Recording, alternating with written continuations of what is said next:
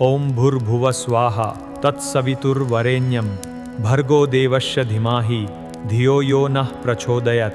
नमस्कार। अक्सर ये सवाल मन में आता है कि सनातन धर्म में ब्राह्मण होने का असली मतलब क्या है। क्या ये सिर्फ जन्म से जुड़ा है? आज हम उन्हीं 6 जरूरी कर्तव्यों यानी वैदिक षटकर्मों की बात करेंगे जो इस भूमिका को असल में परिभाषित करते हैं। तो चलिए इस प्राचीन ज्ञान की दुनिया में चलते हैं। लेकिन इन कर्तव्यों में उतरने से पहले एक बहुत ही बुनियादी और जरूरी सवाल खड़ा होता है। क्या ब्राह्मण होना सिर्फ जन्म लेने की बात है या इसका ताल्लुक हमारे कर्मों से है? यही सवाल इस पूरी चर्चा की नींव है और इसका जवाब शायद कई लोगों को चौंका दे। और देखिए, हमारे प्राचीन ग्रंथ इस पर बिल्कुल स्पष्ट हैं। उनमें साफ साफ कहा गया है कि अगर कोई इंसान इन 6 जरूरी कर्तव्यों यानी षटकर्मों को करना छोड़ दे तो वो अपना ब्राह्मणत्व खो सकता है, भले ही उसका जन्म किसी भी कुल में हुआ हो। ये अपने आप में एक बहुत बड़ी बात है कि कर्म जन्म से कहीं ज्यादा मायने रखता है।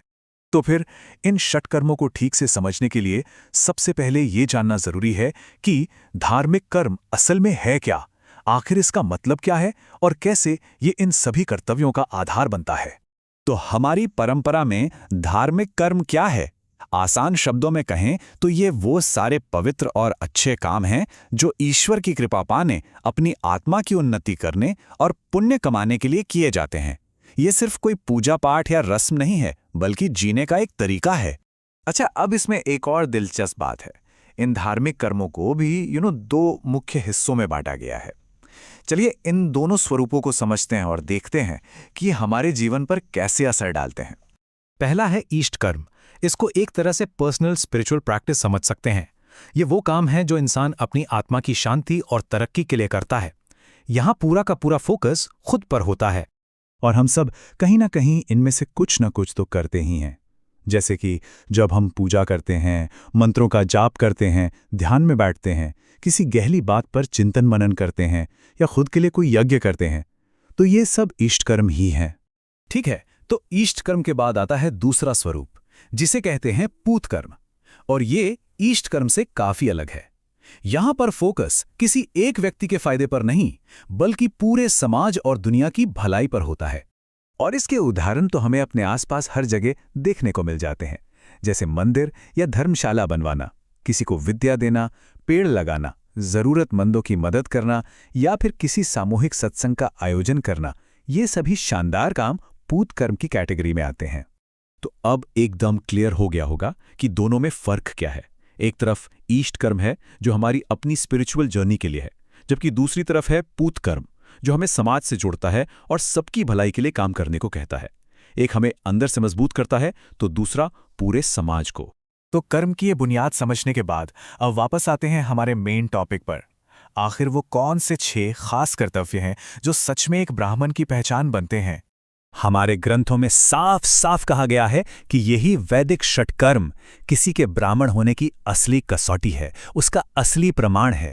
ये सिर्फ कुछ रस्में नहीं हैं, बल्कि ये ज्ञान, सेवा और त्याग से भरी एक पूरी लाइफस्टाइल का ब्लूप्रिंट है। तो चलिए अब एक एक करके इन 6 कर्तव्यों पर नजर डालते हैं। सबसे पहले है अध्ययन, यानी लगातार ज्ञान हासिल करते रहना। फिर है अध्यापन, मतलब जो सीखा है उसे दूसरों तक पहुंचाना। इसके बाद आता है यज्ञ करना, खुद की शुद्धि के लिए, और यज्ञ कराना समाज के कल्याण के लिए। और आखिर में दान देना और दान लेना, लेकिन सिर्फ उतना ही जिससे जीवन चल सके, जमा करने के लिए नहीं। लेकिन कहानी यहीं खत्म नहीं होती। सिर्फ ये 6 काम कर लेना ही काफी नहीं है। हमारे शास्त्र ये भी कहते हैं कि इन बाहरी कर्मों के साथ साथ कुछ अंदरूनी गुणों का होना भी उतना ही जरूरी है, बल्कि शायद उससे भी ज्यादा। ये वो अंदरूनी गुण हैं जो इन बाहरी कर्मों में जान डालते हैं, जैसे कि अपने मन पर पूरा कंट्रोल होना, तपस्या वाली जिंदगी जीना, तन और मन दोनों से पवित्र रहना, हमेशा सच के रास्ते पर चलना और अपने ज्ञान की रोशनी से समाज को रास्ता दिखाना। तो अब इस पूरी चर्चा के बाद हम वापस उसी सवाल पर आते हैं जहां से हमने शुरू किया था। इन सभी कर्मों और गुणों को जानने के बाद आखिरकार एक सच्चा ब्राह्मण है कौन? और देखिए, शास्त्र इसका कितना गहरा और सुंदर जवाब देते हैं। वो कहते हैं कि ब्राह्मण वो नहीं है जो सिर्फ जन्म से ब्राह्मण हो। सच्चा ब्राह्मण तो वो है जो ज्ञान, धर्म और सत्य के रास्ते पर चलता है। तो ये बात तो साफ है कि असली पहचान कर्म और गुणों से ही बनती है, जन्म से नहीं। और यह हमें एक गहरे सवाल के साथ छोड़ जाता है कि आज के इस मॉडर्न जमाने में इन प्राचीन आदर्शों की रोशनी में एक सच्चे ब्राह्मण होने का मतलब क्या है? ये एक विचार करने वाली बात है। यदि आपको सनातन धर्म का ये ज्ञान महत्वपूर्ण लगता है, तो इस वीडियो को अधिक से अधिक लोगों तक पहुंचाइए। वीडियो को लाइक करें, शेयर करें और चैनल सब्सक्राइब करें, क्योंकि सनातन ज्ञान जितना फैलेगा, समाज उतना जागृत होगा। जय श्री विश्वकर्मा प्रभु। आपके अनुसार सच्चा ब्राह्मण कौन है? कृपया अपनी राय कमेंट में लिखें।